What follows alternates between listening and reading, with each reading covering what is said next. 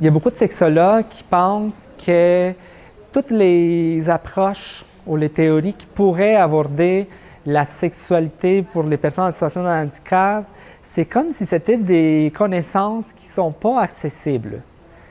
C'est comme si on se mettait à chercher, c'est comme si c'est pas facile d'avoir accès à ces informations-là, ce qui est une fausse croyance.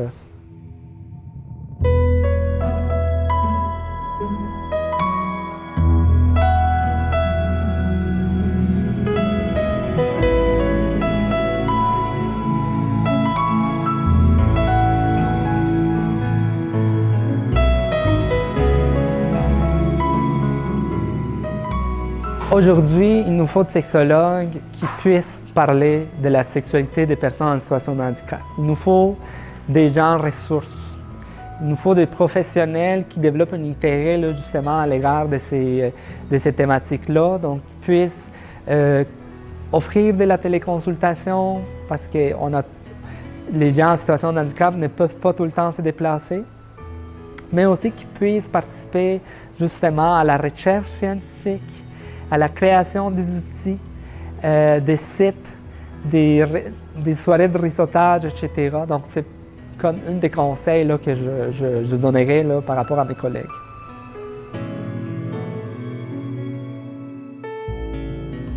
Le but de la formation, en fait, c'est de montrer un portrait, une image, un petit film, j'oserais dire, de ce qu'est la sexualité d'une personne en situation de handicap. Puis là-dedans, ce qu'on retrouve beaucoup, là, ce qui est assez standard pour une personne, peu importe si c'est une DI ou un handicap physique, c'est le fait que ces personnes-là sont infantilisées et perçues comme étant asexuelles. Donc comme n'ayant pas de sexualité, n'ayant pas de désir, ne pouvant pas vivre de la sexualité, peu importe quelle. Puis souvent, ça va être un peu tabou, leur sexualité, parce qu'on les infantilise. Un enfant, voir un enfant se masturber alors que c'est normal, on le sait que c'est normal, un enfant va se toucher puis ce n'est absolument pas pour les mêmes besoins qu'un adulte. On sait que c'est normal. C'est un peu la même chose pour une personne en situation de handicap. Puis il y a quelque chose, mais là, c'est un adulte, c'est pas un enfant, mais vu qu'on lui attribue l'image d'enfant, on trouve ça nous met mal à l'aise. Puis aussi parce qu'on n'a pas de vision, on a de la difficulté à imaginer ce que ça peut être, là, de la sexualité qui passe pas par les organes génitaux, qui n'est pas pénétrative ou qui n'est pas pornographique ou même performative, tu sais. Donc, la formation permet de conscientiser sur cet aspect-là de la sexualité des personnes en situation de handicap. Tu sais, je pense qu'on a quelque chose à racheter, les professionnels, auprès des personnes en situation de handicap, dans le sens où c'est sûr qu'il y a eu des méfaits par le manque de connaissances, des choses qu'on a dit. Je suis sûre qu'il y a des professionnels qui ont déjà dit à des personnes en situation de handicap, bien, ta vie sexuelle, elle est terminée. Fait qu'on a quelque chose à racheter aussi auprès de ces personnes-là. Fait que je pense que de ce point de vue-là, le fait qu'on se renseigne, qu'on apprenne, peut permettre éventuellement peut-être de racheter un peu la dette, en quelque sorte, là, par rapport aux discriminations, aux méfaits.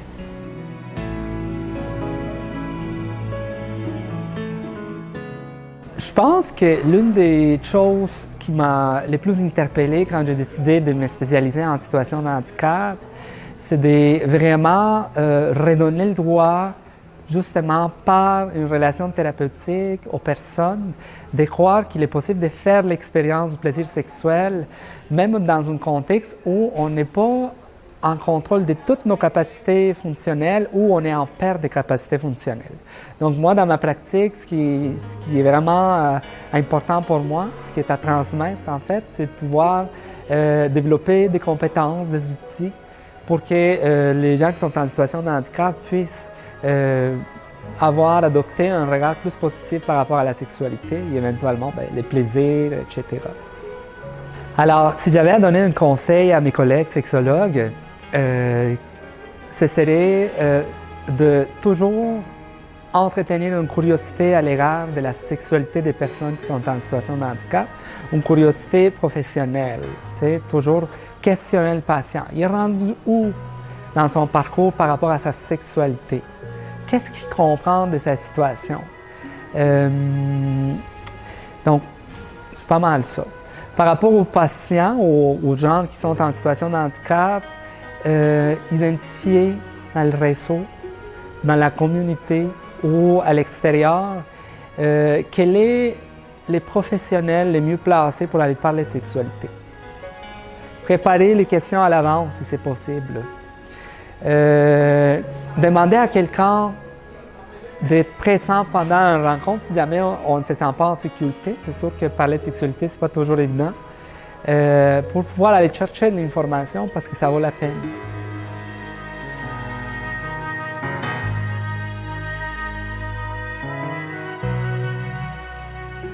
Donc, aujourd'hui, c'était la première version. En fait, c'est l'introduction. C'est les 3 modules de base qu'on considérait qui étaient le point de départ pour qu'un professionnel comprenne le 360 que ça constitue Amour et handicap.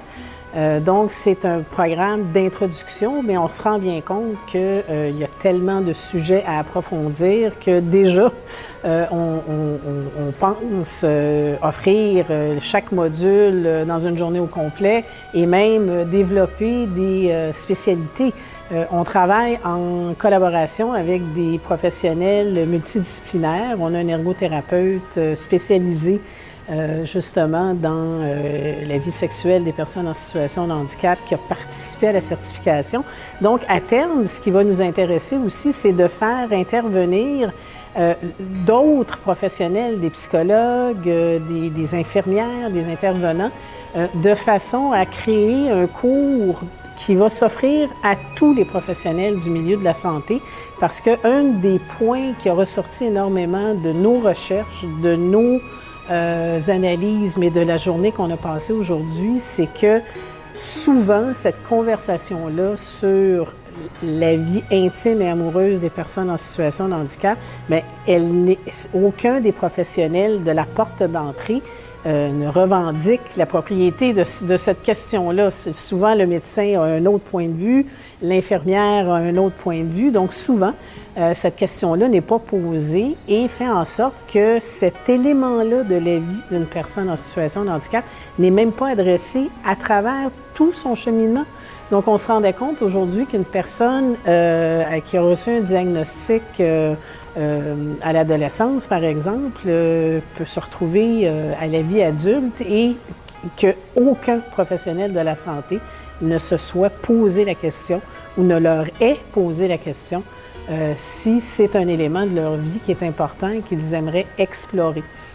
Donc, à terme, c'est sûr que ça serait très intéressant de pouvoir faire intervenir, pas nécessairement faire intervenir, mais de développer un outil qui permettrait de faire des diagnostics en établissement puis de dire tel endroit a reconnu l'importance de l'inclusion émotionnelle de sa clientèle et comment on peut arriver à encourager, à faciliter et à encadrer le développement affectif, amoureux et sexuel des personnes en situation de handicap.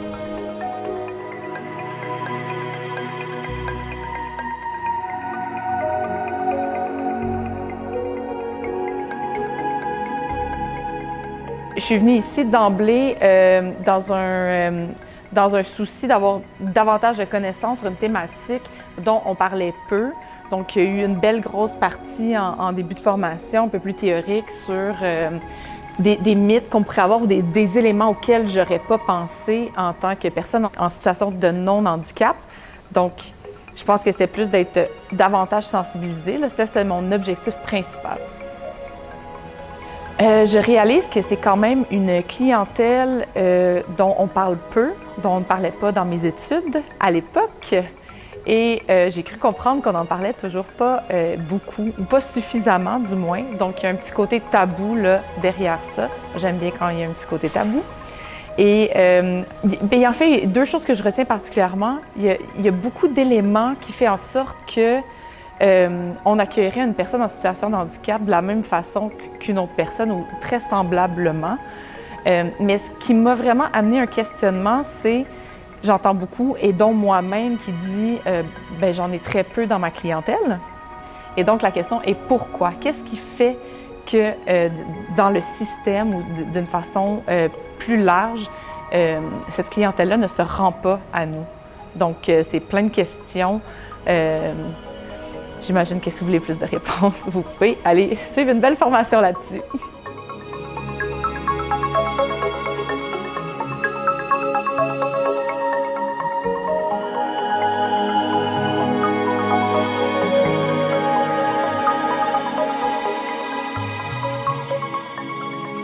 dirais que c'est important pour les sexologues là, de suivre une formation semblable. Un, parce qu'on ne le voit pas dans le curriculum. Au bac en sexo, moi, il n'y avait pas de cours là, sur le handicap physique ou même les DI, là, les déficiences intellectuelles. Ils en ont ajouté un, mais il est optionnel. Puis encore une fois, là, on ne va pas très en profondeur, donc c'est très utile. Puis on en parlait seulement si on parlait de vieillissement, avec des personnes qui vieillissent, qui vont finir par développer là, un handicap ou un autre. Donc c'est pour ça que c'est important pour nous, les sexologues. L'intérêt grandit, là, ça se voit, on en parle de plus en plus. Je pense que les personnes en situation de handicap elles-mêmes réalisent de plus en plus leurs besoins sexuels et l'impact du handicap et de tout ce qui l'entoure. L'institution, la famille, la culture là, autour du handicap. Ils voient les impacts de ça, donc veulent peut-être avoir des services en sexologie de plus en plus. L'engouement augmente. Mais il faut être formé, il faut avoir des connaissances. Il y a beaucoup de choses là, qui concernent le handicap.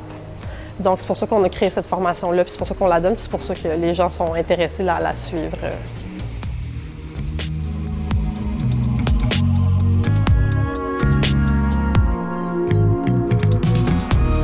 Bien, c'est sûr que si on est une personne en situation de handicap et que pour soi-même, c'est important d'être en relation, de trouver quelqu'un, trouver l'amour, ouvrir son horizon de personnes, d'amitié, on vous conseille évidemment d'utiliser notre application parce qu'elle a été conçue spécifiquement pour la communauté des personnes en situation de handicap. Elle est ouverte à toutes et tous, mais spécifiquement faite pour la communauté où justement avoir un handicap n'est plus l'éléphant dans la pièce, où le dévoilement n'est plus un problème d'anxiété, comme c'est le cas sur la plupart des autres applications de rencontres. Et bien, allez visiter notre site. Il y a énormément d'informations. Il y a des événements spéciaux qu'on organise depuis les dernières années, des soirées discussions, des Facebook Live. Il y a du matériel et bien, surtout, n'ayez pas peur de faire le premier pas. Je pense que pour apprendre à faire des rencontres, bien, il faut faire le premier pas. Et d'ailleurs, le premier Facebook Live qu'on a fait, c'est comment se préparer, comment se poser les bonnes questions, comment préparer son entourage, parce qu'on le sait que souvent, pour les personnes en situation de handicap, c'est pas toujours une décision personnelle. Il y a beaucoup de gens qui s'en mêlent, il y a beaucoup de gens qui s'inquiètent de la sécurité. Donc, il faut préparer tout ce monde-là. Alors, n'ayez pas peur. Soyez très ouverts avec votre entourage parce que c'est important. Mais tout le monde a le droit à l'amour. Et comme dit notre cofondateur François Rochon, tout le monde a le droit à sa peine d'amour aussi parce que ça fait partie de l'existence et c'est ça qui crée aussi la résilience et qui nous permet de continuer de l'avant. Donc, n'ayez pas peur et osez faire le premier pas.